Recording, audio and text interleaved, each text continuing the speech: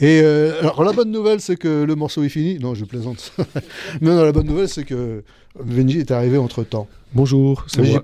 j'ai pas pu lui redemander son avis parce que comme il n'a pas écouté la chronique, et tant pis pour lui. J'ai pas pu tout entendre dans la voiture, parce que le temps que j'arrive et tout, c'était fini. Enfin. Mais tu pourras la relire donc sur le podcast qui est sur notre site, magnifique site, tout nouveau, tout beau, et puis aussi de dire que voilà, et la semaine prochaine je reviens, mais alors, je sais déjà avec quoi. Ah, Mais eh ben vas-y, dis-nous tout. Sûrement pas. Quel vilain. Ça sera pas avec moi en tout cas. Non. Je sais pas si je serai là non plus, hein. Oh. Ceci me dit rien. Pourquoi t'as une actu, t'as sorti un disque, Oui, j'ai sorti un disque. Il a pas sorti de disque, mais par contre, salut Benji, parce que j'ai pas eu le temps de te dire. Oui, bonjour salut. Émeric, bonjour. Tu nous as pondu. Alors j'ai pas pondu. Hein, si, j'utilise l'expression que je veux, c'est mon émission. Tu as pondu, tu as préparé, tu as sorti, tu as accouché d'un magnifique reportage. J'ai mis bas. Voilà. tu veux toutes les faire si tu veux. Je peux tous, mais là je vais commencer à te limiter. Bon. Tu étais J'étais au Festival du Livre ce week-end, comme je l'avais annoncé vendredi. Oui, vendredi, tout à fait. J'avais fait une chronique sur les livres. Tu tiens tes promesses. Mais oui. Ça, c'est quelqu'un de bien. Et j'ai même fait mieux qu'aller à la foire du livre ce week-end. J'ai envoyé mon double du passé voilà, dans la foire du livre. Donc, t'as des pouvoirs magiques. J'ai des pouvoirs magiques. Donc là, actuellement, il est dans le passé. Il est en train de faire son reportage. Il est en train de parcourir les allées. Et Émeric, si t'es prêt pour ce duplex temporel, on va pouvoir essayer de le contacter. Mais pourquoi pas, c'est une première pour moi. Et c'est toi qui le contacte ou non, faut t'appuyer sur le bouton, c'est toi qui peux faire ça. D'accord, ça marche. Bonjour Benjamin du futur, est-ce que tu m'entends ? Oui, c'est parfait Benjamin du passé. Moi aussi je t'entends Benjamin du futur. Alors je suis actuellement à la foire du livre de Brive, en direct du passé pour toi. Mais c'est une vraie prouesse technologique cette interview. Effectivement, Benjamin du futur, c'est une prouesse technologique qu'on est en train de faire, et j'ai justement pu faire plein d'interviews dans cette foire du livre. En effet, la ville de Brive a annoncé plus de 400 auteurs. Comment t'as fait ? Alors 400 auteurs, c'est énorme, tu te doutes bien que j'ai pas pu discuter avec tout le monde, mais j'ai quand même réussi à avoir quelques témoignages. Alors là, pour l'instant, je suis à l'espace Georges Brassens, où je trouve tous les grands auteurs de littérature, et avec mon ami Benjamin Voix-Off, qui est avec moi. Est-ce que tu peux dire bonjour ? Bonjour Benjamin du passé, c'est moi, Benjamin Voix-Off. Voilà, donc Benjamin Voix-Off qui n'est pas entouré de tout ce monde, et tous les deux, on va te faire visiter à toi, Benjamin du futur, mais aussi à tous les auditeurs de Bram. On va vous faire visiter la foire du livre comme si vous y étiez, à la rencontre de tous ces grands auteurs de littérature. Donc c'est parti dans le hall Georges Brassens. Merci Benjamin du passé, je prends le relais. Alors effectivement, le hall Georges Brassens, il y avait énormément d'auteurs, c'est là où on retrouve tous les auteurs de littérature adulte, on va dire pour simplifier. Donc il faut essayer de se faufiler parmi les allées, il y a énormément de monde et pourtant on était que le matin, qu'on arrivait que le samedi matin. Et justement en arpentant dans ces tranchées qu'on arrivait à créer dans cette marée humaine, nous sommes tombés sur Florence Well, une autrice de romans qui écrit autant du comique que de la dystopie. Et justement, on lui a demandé mais comment elle fait pour travailler sur ces deux genres différents. Alors j'ai beaucoup d'imagination et en fait une fois que j'ai commencé à écrire un roman, je me mets dans la peau des personnages. Et donc quand c'est drôle, j'imagine des situations drôles que traverse l'héroïne, en l'occurrence Alice, qui part se promener sur les chemins de Saint-Jacques-de-Compostelle et qui va faire une enquête sur la disparition des chaussettes. Et puis pour Pointland, qui est un roman plus dystopique, en fait je me suis basée sur des témoignages de gens qui en Chine vivent des situations liées au crédit social. Alors il me faut en général 3 à 6 mois pour m'imprégner du sujet, lire des articles, me documenter. Et une fois que j'ai fait ce travail de recherche, je commence à écrire. D'accord, merci beaucoup pour tout ça. Alors une dernière question qui est quand même très importante, Florence.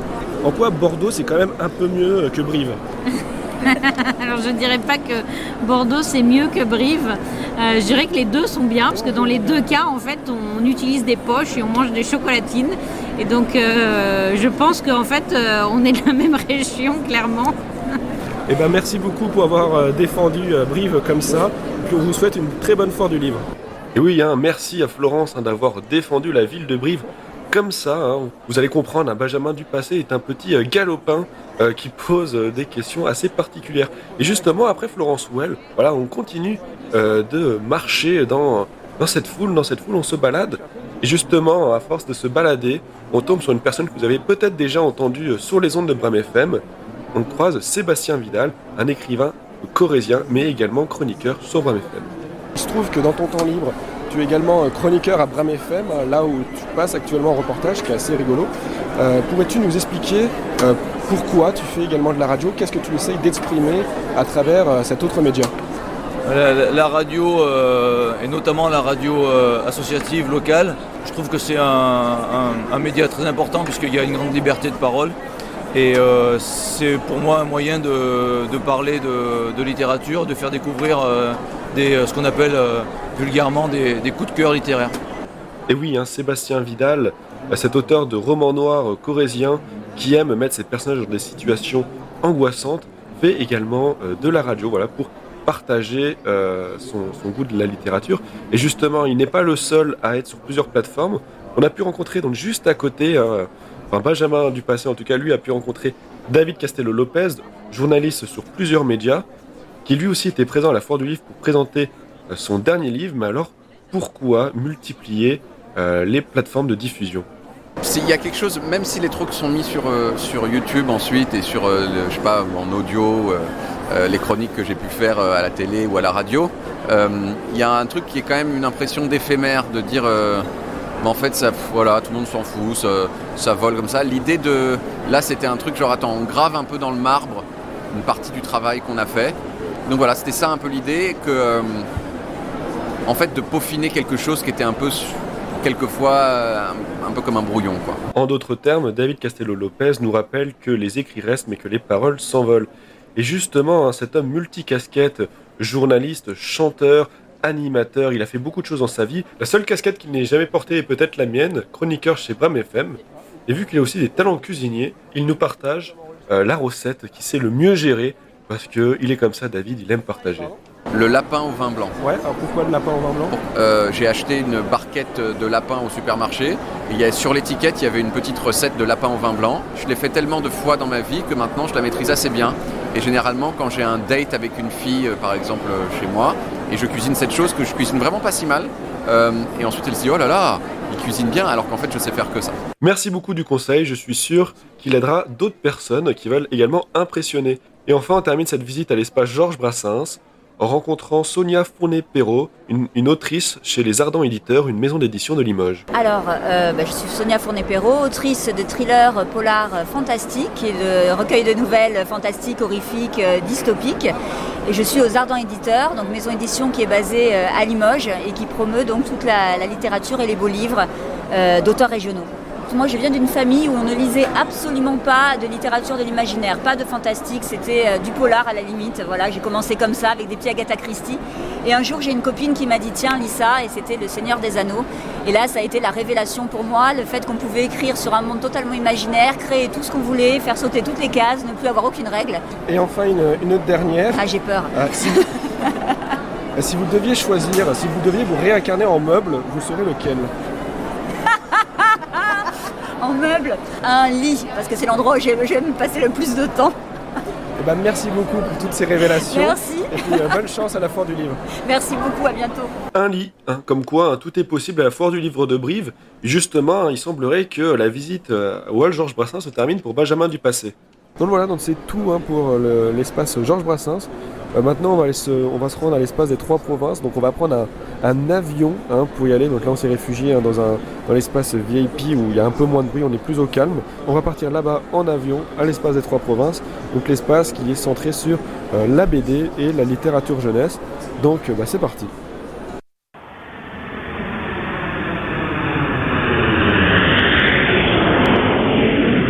Vers le futur, le passé, le présent, le futur, tout ça n'a presque plus d'importance avec notre ami Benji qui nous parle d'un sujet passé, présent, au passé, au futur en même temps, je sais plus. Moi je pense qu'à un certain moment, il faut appeler ça du talent. On va dire ça très modestement. Donc effectivement, on avait, juste avant la chanson, on avait abandonné Benjamin Dupassé dans son avion qui fait espace Georges Brassens, espace des Trois Provinces à Brive, ce qui est quand même assez impressionnant. Tout à fait. D'ailleurs, je crois qu'il va pas tarder à atterrir, donc le timing est plutôt bon, donc je t'invite à le contacter, voir ce qui se passe. Ouais, ok.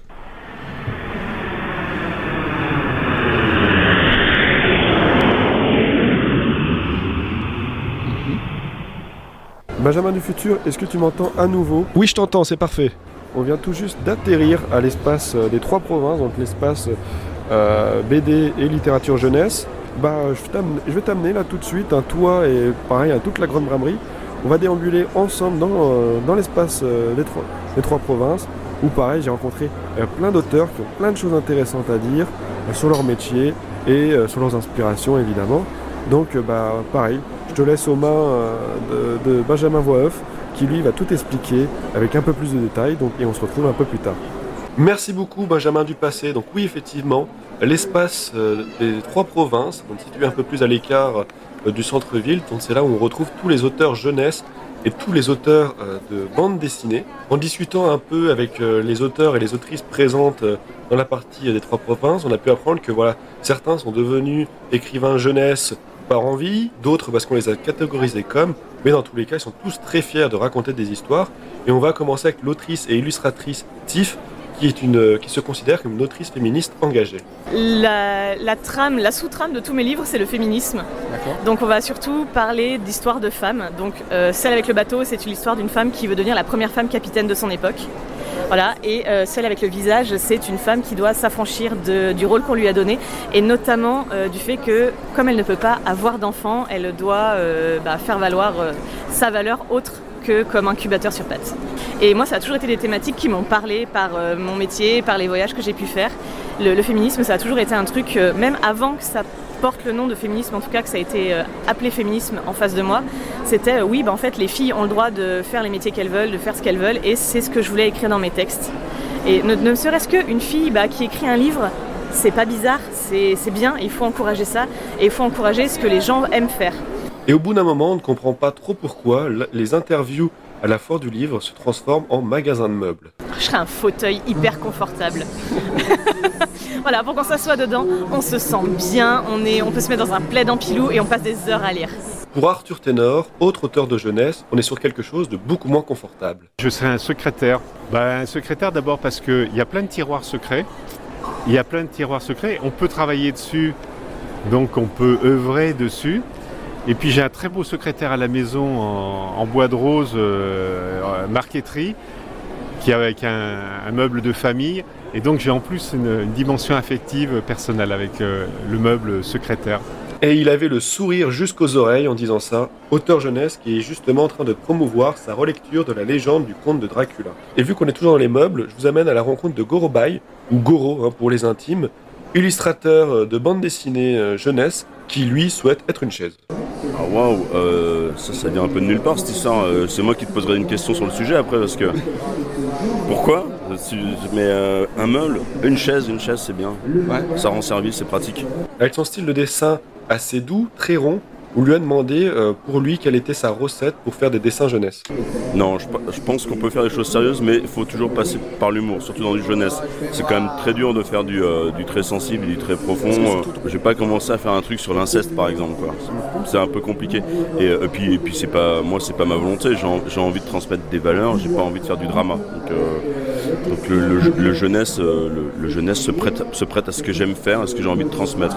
La foire du livre ne permet pas uniquement aux auteurs de rencontrer leurs fans, elle permet également aux auteurs de se rencontrer entre eux et de pouvoir discuter, s'inspirer, voire même collaborer ensemble. On retrouve maintenant Gaël Aymon, auteur jeunesse, qui est avec nous et qui nous parle justement de, pour lui, qu'est-ce que ça représente la foire du livre. Alors, la foire, déjà, rien que la foire de Brive, c'est la 4e fois que je viens. Les salons, oui, j'en ai fait, plusieurs centaines. Et qu'est-ce que ça apporte ? Alors déjà, voir les collègues, parce que nous, on n'a pas de collègues de bureau, donc si on n'a pas ces déplacements-là, on ne se voit pas entre nous. Et puis rencontrer des enfants, des ados, des lecteurs, des gens qui ont aimé aussi les années précédentes, qu'on a déjà rencontrés, qui ont aimé le livre et qui viennent nous parler. Enfin voilà, c'est des choses qui sont... Puis ça nous fait prendre l'air. Présent pour la promo d'un de ses derniers livres, 17 ans à jamais, qui raconte l'histoire d'une adolescente bloquée à l'âge de 17 ans depuis des années, on a demandé à l'auteur comment il a fait pour se mettre dans la peau d'une adolescente, or qu'il n'a jamais été, lui, adolescente. Alors déjà, effectivement, l'avantage d'un adulte, c'est qu'il a été ado. Donc quand même, ça permet plus d'écrire que pour un ado qui doit imaginer ce que c'est que d'être un adulte. Après, un acteur qui joue Spider-Man n'a jamais été super-héros et il va bien devoir le faire.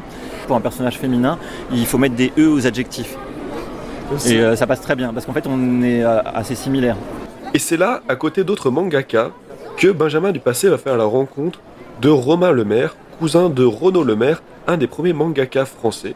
Il se trouve qu'il a lancé son propre manga en 2018, Everdark. On apprend qu'il a d'abord travaillé comme assistant avec son cousin, il nous apprend ce que ça lui a apporté.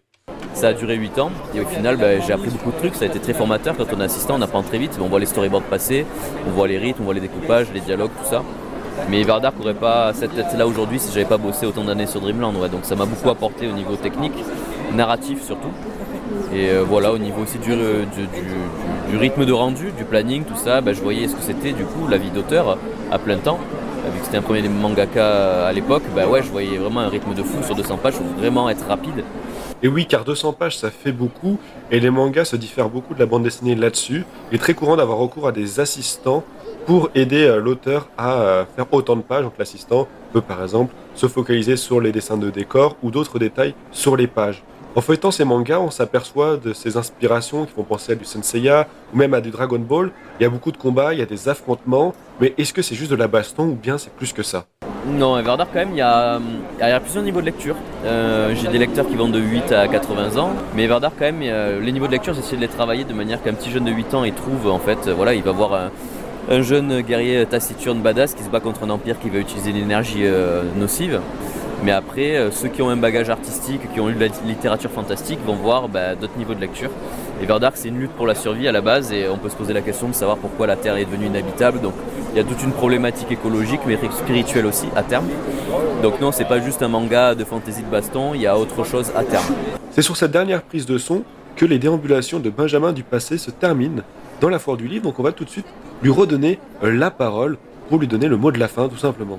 Et voilà qui conclut donc la foire du livre de Brive-la-Gaillarde, pour la 42e édition de la foire du livre de Brive. Donc évidemment, on n'a pas pu faire toutes les animations, on n'a pas pu voir tous les auteurs, mais ce qui en ressort de cette foire du livre, c'est que les gens sont tous très heureux de pouvoir venir là, même si les temps d'attente dans les files sont assez longues pour certains auteurs. Globalement, tout se passe assez bien. Il fait très chaud dans le hall Brassens, mais on arrive à s'en sortir. Donc voilà, donc c'est un superbe événement qui, on l'espère, mais normalement sera reconduit l'an prochain avec encore plus d'auteurs, avec encore plus d'animations. Et bref, la seule chose qu'on pourrait dire, c'est vive la littérature, vive les livres, vive les auteurs, vive les illustrateurs. Et merci donc à toutes ces personnes qui font vivre encore la littérature aujourd'hui. Et puis, Aymeric, je te laisse reprendre la grande bramerie. Benjamin du futur, je te laisse continuer l'émission. Bonne chance pour la suite. J'ai envie de dire vive Benji aussi. Merci beaucoup. Et vive les Benji. Vive les autres mois. Voilà qui conclut en toute modestie ce magnifique reportage. Merci, c'est une première. J'assiste à un détriplement de personnalité. Je suis content de cette première fois soit avec moi. Voilà. Je pense qu'un petit mot de Philippe s'impose quand même. Quel retour tu nous fais là, Philippe, de ce magnifique reportage signé Benji 3 fois. Impressionnant, hein. Impressionnant. Ouais. Moi j'aimerais bien rencontrer Benji. Non, je l'ai jamais vu en fait. Hein. Parce que là c'est un ectoplasme qu'on a à côté de nous. C'est un clone. C'est le faux. C'est un clone. Hein. C'est le faux. C'est le faux. Mais le vrai. Voilà. Un jour peut-être. Bon, on lui demandera. Bon, merci en tout cas à tous les deux